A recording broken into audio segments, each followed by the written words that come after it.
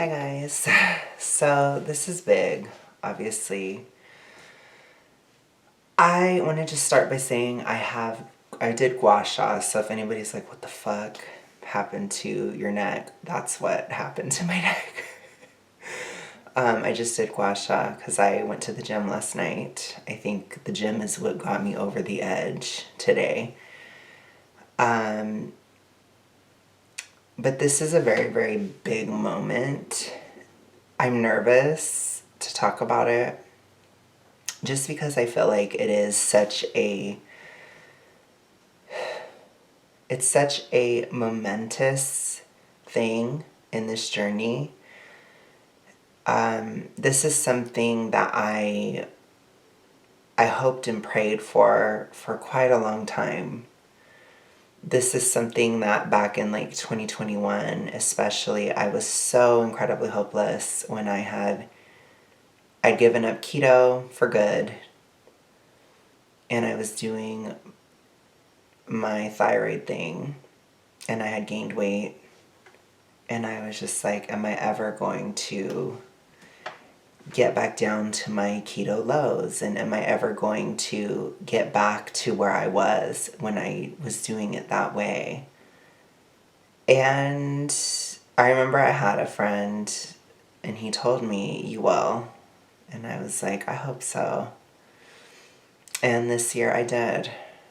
I got back to pretty much the lowest I got on keto. The absolute lowest I ever got was 290, and that was in the summer of 2019, and I was fasting like crazy during that time. And I was deep in keto, and I was going insane. But this time, I'm 295, just about. I just broke into morbid obesity, and it's been a process that's been happening over weeks. You know, obviously nothing is like a huge shift or a huge light switch, but it's been over many weeks that I've felt differently this year, and it's been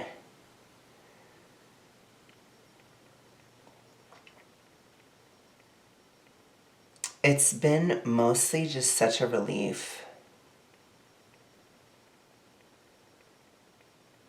Being super morbidly obese, it is one of the most difficult things in the world.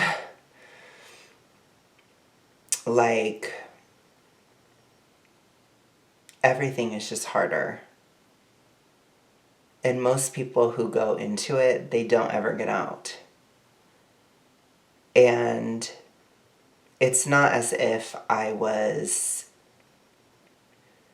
ever really believing fat acceptance rhetoric or anything like this, really, but when we see so few examples of people doing it, and especially doing it naturally, doing it in a way where they can sustain it, you know, there's hardly any examples of that online or anything that I can think of. I mean, I'm sure there's some, but when I think about it, you know, a lot of times I have felt like I'm walking blind here, you know? Like, I remember last winter when I had lost about 30 pounds in 2022, and I went up in the winter. And then all of a sudden in the spring, I started going down again, and I continued to go down. And I was like, I figured this out. Gosh, my stomach is going crazy. I was like, I figured this out. Like, I know how to get out of this, because it was more so a series of, like, I forgot what it's called when you're rock climbing, but it's like you have those little footholds, I guess. That's more so how it was gonna happen. Because unlike when I was keto or when I was doing it pretty much any other way, I didn't feel like I was holding a beach ball underwater. I've heard a lot of fat acceptance activists say that, and the vast majority of my attempts have felt that way. And I remember when I started losing more last year, it wasn't feeling like that. It was feeling normal. When I avoided seed oils and stuff, my appetite control really came in strong last spring, and I found that I couldn't binge or eat a lot even if I wanted to, because my brain was changing. And since last spring, there was one moment in time where I was very, very hungry, and it was in November. And I think that's because, gosh, apparently my stomach has something to say about it. I think it's because I was very hungry from being in a deficit for so many months, because I was in a deficit from March all the way until November. And my body was like, okay, bitch, we're done. This is a wrap. And so I started eating a lot in November. And there was a part of me that was scared a little bit. But then I also just knew, because that's the thing too. I think some people, I had somebody comment today, and they were like, I don't believe you about the seed oils. But da-da-da. And I said, well, the truth is in the poofa pudding. I'm no longer super morbidly obese. I've never gotten to that point. Even when I was keto before, my muscle was so much lower when I was keto. So I was not SMO by body fat percentage. My body fat percentage was higher than it is now. And so I basically said that to the person, and they were like, well, don't get too overconfident, blah, blah, blah, but I'm really happy for you that you're not, and such. Don't get complacent. And I was just like, I don't live by those roles anymore. I'm not a fat acceptance person. I'm not doing a diet that is unsustainable. I'm not, I'm just avoiding these oils. And my appetite has regulated. My mood is better. I'm much less hypo now, especially years over years. And it's just funny when people say things like that, because it's I've been at this for years. I'm not overconfident. I'm just confident. You know what I'm saying?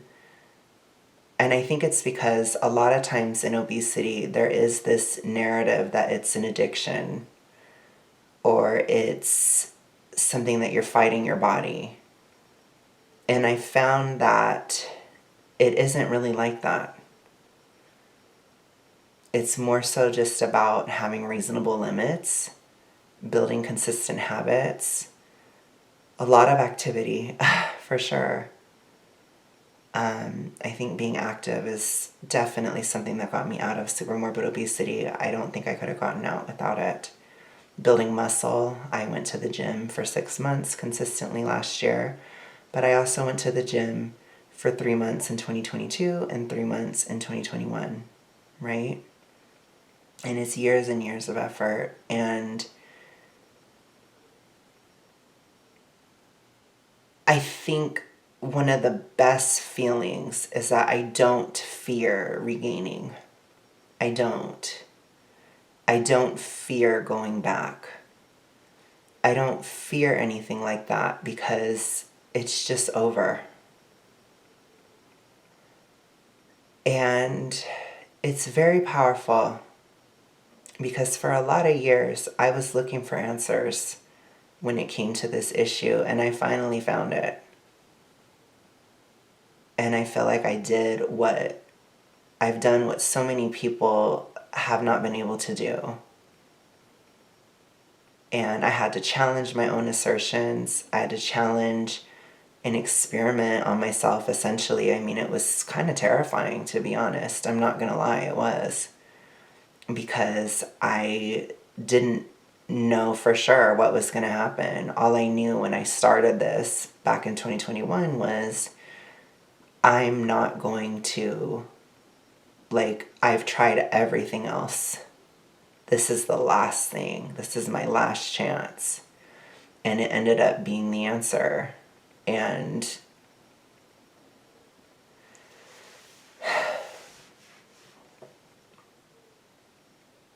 so now that it's done, I'm out of super morbid obesity.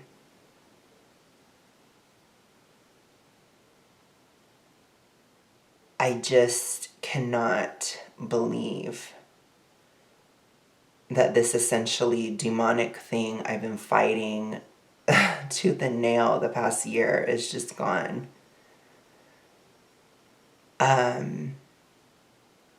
Because there were so many times in this journey where it was so incredibly difficult. Like, I don't know. Like, I try to explain how difficult it was to fight it. But the hormonal fluctuations, the mood swings, all of it, the physical side, the feelings of hypothyroidism, all these different things. When I was fighting it, I went through, I mean, I guess I can say it. I'm not going to be monetizing this video. So we can get to the real tea here. About a year ago, I had a lot of suicidal ideation, which I have touched upon last spring. And it was purely chemical. And I knew it was chemical because I didn't have any real reason to think that way. I had been through some traumatic stuff, but it wasn't that traumatic. It wasn't like to that level. But for any of you guys who have dealt with serotonin fluctuations or psych meds, things like that, you kind of know what I'm talking about. You know how it feels if you're put on the wrong drug or if you're put on something way too strong. If you don't know, then know that. There's a reason why most psych meds, they say, can increase, ideation and blah, blah, blah. Can lead to thoughts of suicide and whatever. It's because it's serotonin. It's an SSRI, so it can do that type of thing. And I was going through that a lot last year. Not to mention, the digestive issues I had, the massive swing and bloating, the heart palpitations and stuff, even just this past winter, which is very recent, the things that I went through in terms of, exhaustion, swelling, agitation, in terms of anger and feelings of rage, the fighting, the constant fighting with people and stuff. Like, it was very, very difficult. And I think a lot of times we try to mask these things and talk about the good parts. But there were times when I was in the refrigerator, eating things out of the refrigerator in the middle of the night because I was so hungry too, getting some half and half, putting some sugar in it and having it because I was just ravenous.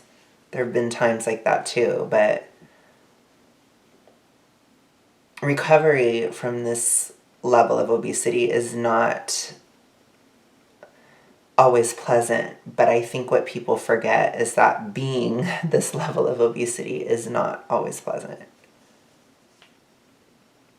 It's so hard. And that's why I try to just tell people, like, do not get to this point if you are not here. Do not enter. Beware. But for those of you who are in it, I want to just say you can get out. But it takes grit. It takes determination, calculation.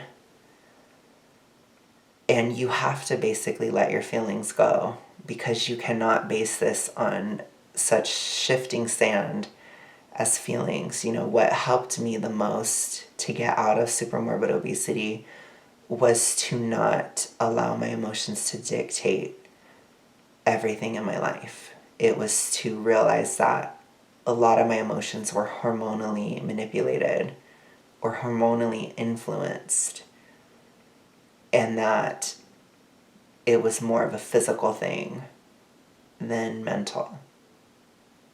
And I think that that's really, really what helped me. Because if I would have just believed all the feelings I had,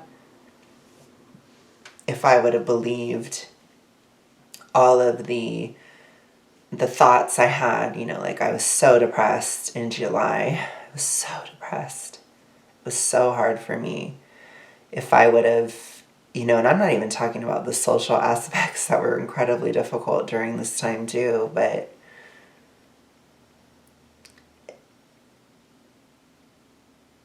it takes a lot of determination to get out. That's all I can say. And I think even people who have had more medical intervention, they can probably say that too. It's very difficult. Whether you get a surgery, whether you're taking a drug, like you still have to go through a lot to get out.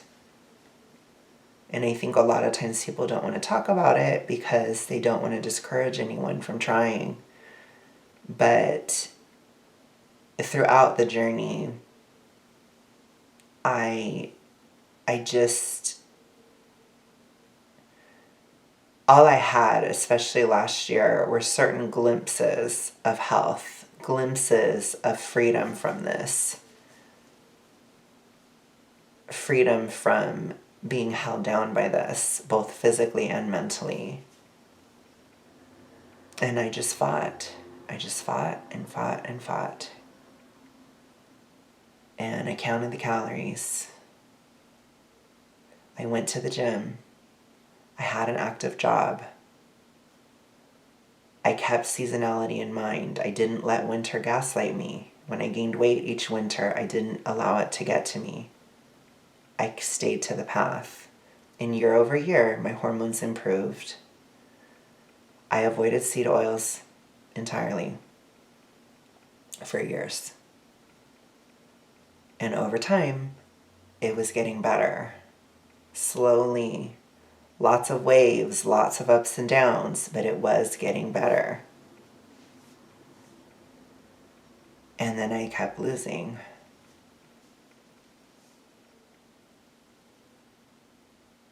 And that's what it was.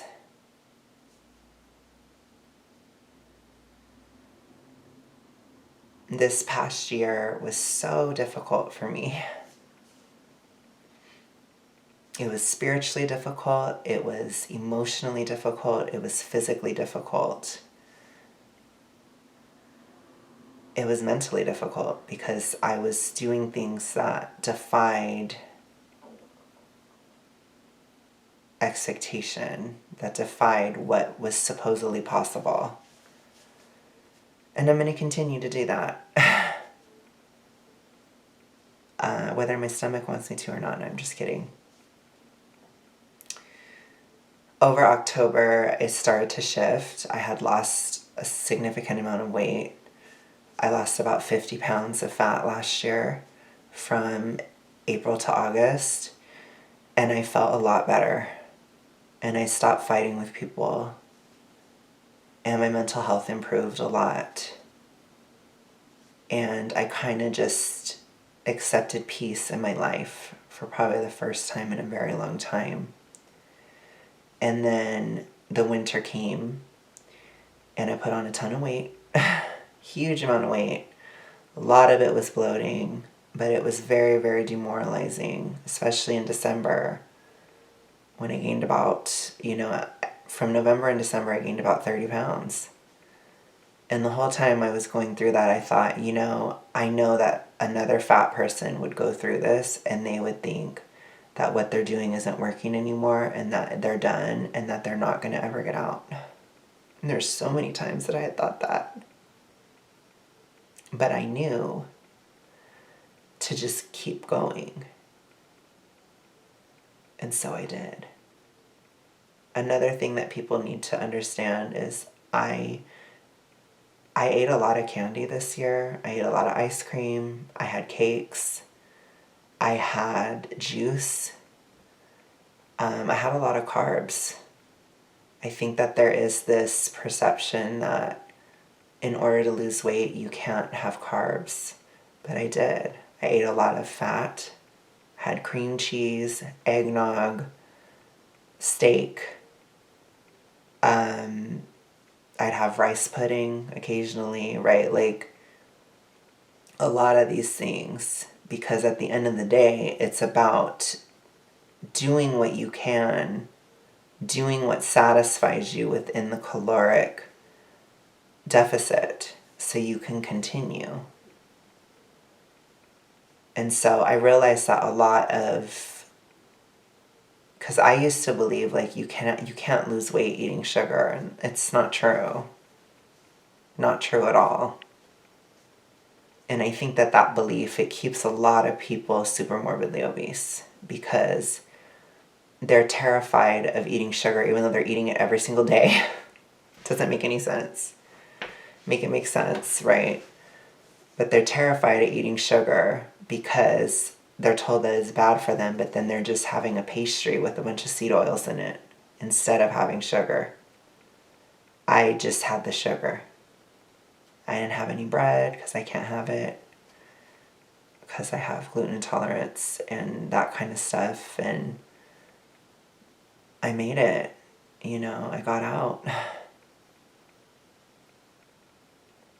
So I think a lot of times people think you have to be perfect to get out. You don't. People think you have to just eat vegetables and chicken to get out. You don't. When you're very, very big, you have more leeway. You're able to eat more calories, so you can do more stuff like that and still lose. And I think a lot of people need to focus more on the activity than just the kinds of food. I mean, the kinds of food matter, especially in terms of seed oil consumption, but what matters is just that you're active, that you're eating in a deficit, and that you're satisfied, I remember one time I had a comment that was really upset because I said that I would eat ice cream after the gym, and they were like, I don't think that's a good choice. And I said, well, it makes me feel satisfied. I consider it like a hypo rescue type of food. It made me feel satisfied after going to the gym. When I go to the gym, I lift full body. I do lifts for it's usually between 2 and 3 hours. And I do my entire body. That is, at my size, it's burning approximately like 1,000 calories. And I would only eat 500 more on a gym day. So I think people they're so locked in these ideas about diet. And I think it's just so much of it just has to do with the amount of calories you're eating. In terms of weight loss especially. And what you can eat. Like what can keep you full to get into those calories. Now again, I'm a little bit different of a case. Like I'm a tall guy. I'm extremely active, so I could do that kind of stuff. Like if you can only eat like 1,500 calories, then you're probably not going to be able to have a lot of other stuff, right? Or you'd have to really like have a scoop of ice cream or something like that. It would just be different. It would look different. But as a super morbidly obese person, that was how I got out. It was doing that kind of stuff, and it helped me because I was full. And I just ate meat every day. I had dairy every single day. I would try my best to get enough vitamin C. I wouldn't always every day, but most days I would. And I was very active. And over time, I counted, I moved, I built muscle doing this. I built a lot of muscle. And I got out.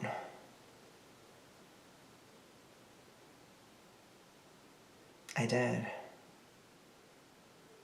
But it was tough.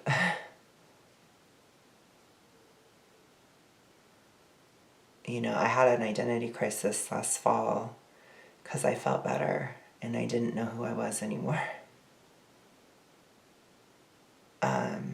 And now I find it easier to let things go. I find it easier to just flow. Like, my mind isn't so rigid anymore.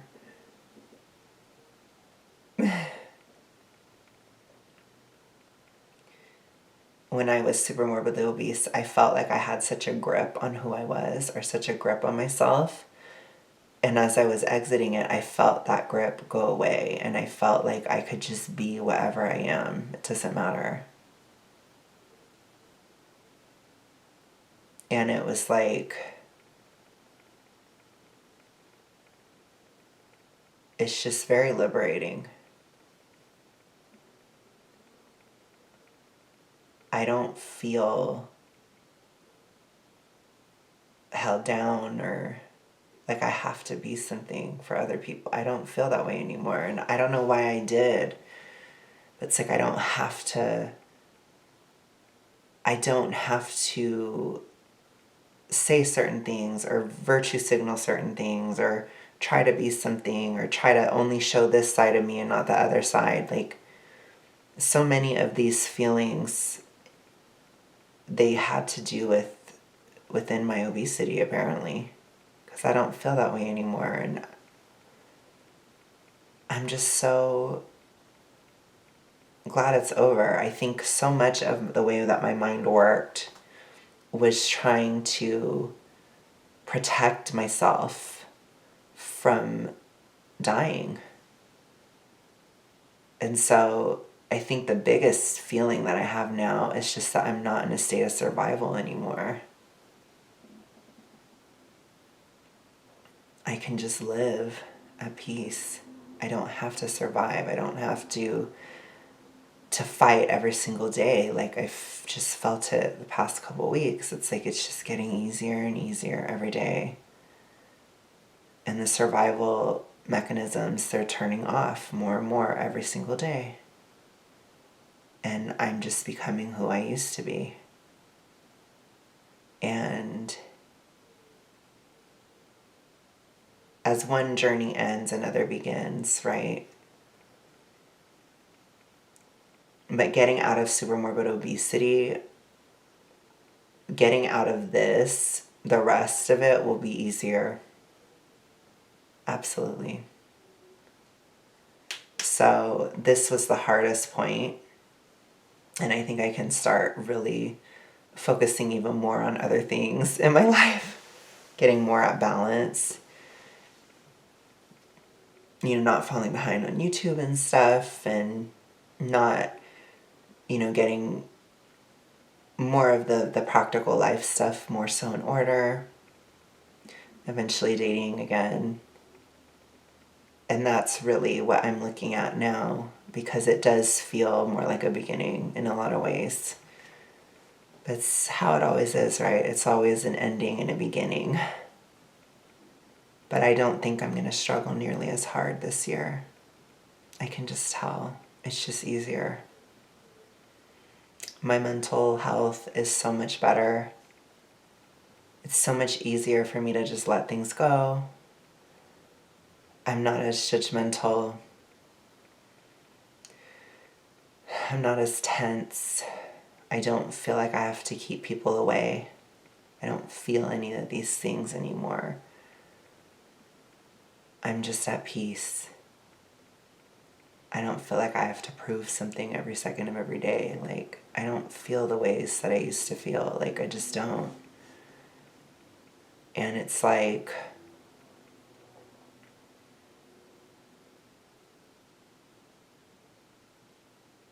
I got out.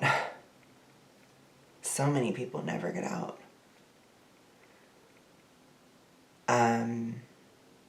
So I think I have to sit with that for a while. But I think this is probably the most important part of the journey, just because getting out of this is like I can get out of anything.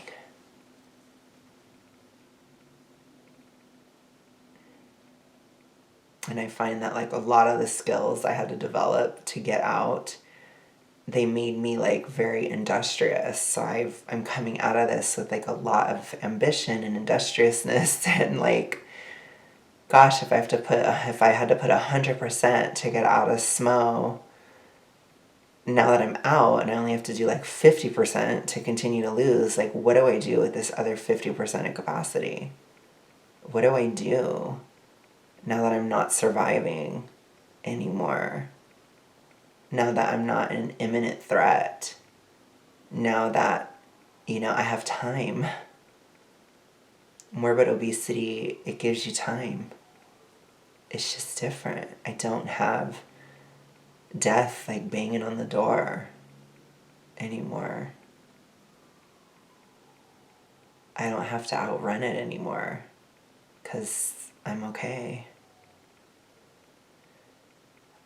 So obviously I'm going to keep going. It's not a matter of like, oh, I'm going to stay here, like as if. But this was the hardest hurdle to go through. I think all the other hurdles will probably be easier. And I think I'll make some decent progress this year, of course. I'm happy to be back in the gym. I did lose some strength, especially in my back and my biceps and chest. And then I guess, a little bit in my arms. But my shoulders, weirdly enough, they retained all strength. My legs retained everything. Everything. My abs and everything retained all my strength, too. I think my legs are actually stronger. So that was interesting. Which makes sense because my muscle mass stayed about the same. So I think I just lost muscle in the arms, gained some in the legs because I was extremely active. I was walking all the time. But yeah, so I'm excited to get my arms back up, and that'll help get the body percentage down faster. And I think it's so much better to do it that way because I'm not, I'm encouraged to gain muscle, which I think is such a huge thing. I think so many fat people get caught up on the numbers of weight, and so they don't want to build muscle, and that's like the worst idea ever. So bad. But here I am, living proof. Set point theory is bullshit. Hypotherapy wins. Hypotherapy wins 2 years in a row. I'm not overconfident. I'm just confident. And seed oils are horrible for you. Thank you guys so much for watching. I will talk to you guys again soon. I'll be back with normal videos soon enough, but this is major. So it's something I'll be sitting with for a while, I'm sure. Talk to you later. Bye.